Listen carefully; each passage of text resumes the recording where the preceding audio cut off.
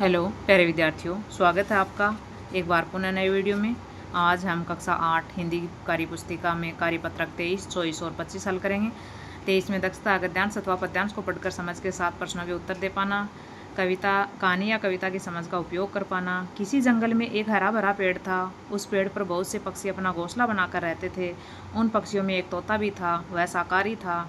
अन्य पक्षी तो फल फूलों के साथ साथ कीड़े मकोड़े भी खा लेते थे, परंतु वह तोता केवल पेड़ के फल फूल खाकर ही संतुष्ट रहता था। एक दिन उस जंगल में एक शिकारी आया। हरे भरे पेड़ पर तरह तरह के पक्षियों को बैठा देख उसने शिकार करने की सोची। उसने जहर से बने बाण से एक पक्षी पर निशाना लगाया, किंतु उसका निशाना चूक गया और बाण पेड़ के तने में जा लगा। कुछ दिनों के बाद पेड़ जहर के असर से सूख गया और पक्षियों का आशियाना उजड़ गया। दिए गए विकल्पों में से सही उत्तर चुनिए। जंगल में कैसा पेड़ था? हरा भरा। तोता कहाँ रहता था? पेड़ पर। पेड़ पर पक्षी क्या बनाकर रहते थे? घोंसला। तोता शाकाहारी था। शाकाहारी का अर्थ है मांस का सेवन नहीं करने वाला। दूसरा, रिक्त स्थानों की पूर्ति कीजिए। हरा भरा पेड़ जहर के असर से सूख गया। पेड़ों पर बहुत से पक्षी अपना घोंसला बनाकर रहते हैं।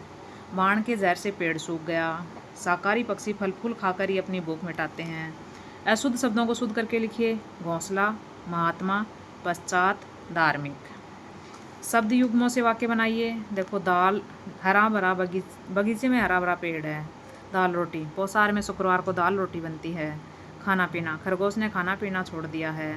कचौरी पकौड़ी, हमने होटल में कचौरी पकौड़ी खाई थी। कार्यपत्रक 24 में दक्षता है गद्यांश अथवा पद्यांश को पढ़कर समझ के साथ प्रश्नों के उत्तर दे पाना।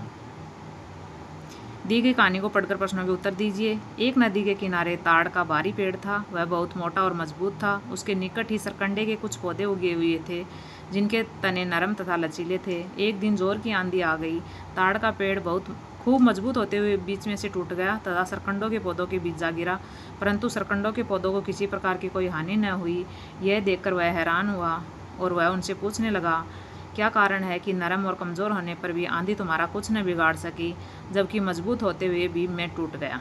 ताड़ भाई, आप अपनी शक्ति की अकड़ में झुके नहीं और टूट गए, परंतु हमने नरम होने के कारण झुककर आंधी की प्रभुता स्वीकार की और सुरक्षित रहे। नदी के किनारे किसका पेड़ था? ताड़ का। ताड़ के निकट कौन से पौधे उगे थे? सरकंडे के। ताड़ के पेड़ की विशेषता क्या है? मजबूत। नरम और नुकीला होने पर भी आंधी सरकंडों का कुछ नहीं बिगाड़ पाई। क्यों?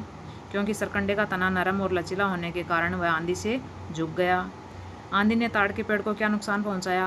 आंधी ने ताड़ के पेड़ को 2 हिस्सों में तोड़ दिया। अगला, 6 का, सरकंडे के पौधों की विशेषता बताइए। नरम और लचीला। अगला हमारा कार्यपत्र का 25, दक्षता सृजनात्मकता, अनौपचारिक पत्र लेखन कर पाना। आप अपने आपको कक्षा 7 की छात्रा मानते हुए विद्यालय में छात्राओं के शौचालय की सफाई करवाने हेतु विद्यालय के प्रधानाध्यापक या प्रधानाचार्य महोदय को प्रार्थना पत्र लिखिए। सेवा में श्रीमान प्रधानाध्यापक महोदय, राजकीय उच्च प्राथमिक विद्यालय सामौर, जयपुर, छात्राओं के शौचालय की सफाई करवाने बाबत विषय होगा। महोदय, सविनय नम्र निवेदन है कि मैं कविता कक्षा 7 की छात्रा हूँ। हमारे विद्यालय में छात्राओं के शौचालय की नियमित साफ सफाई नहीं हो रही है, जिसके कारण शौचालय में चारों तरफ गंदगी फैली हुई है। छात्राओं को बहुत ज़्यादा मुश्किलों से गुजरना पड़ रहा है। दुर्गंध आने तथा उचित सफाई न होने से बीमारियां फैलने की संभावना है। अतः आपसे निवेदन है कि हमारे शौचालय की सफाई नियमित अंतराल के बाद करवाने का कष्ट करें। धन्यवाद। दिनांक, आपकी आज्ञाकारी शिष्या, कविता कक्षा 7। ये थे हमारे कार्यपत्रक 23, 24 और 25। वीडियो में बने रहने के लिए आपका बहुत बहुत धन्यवाद।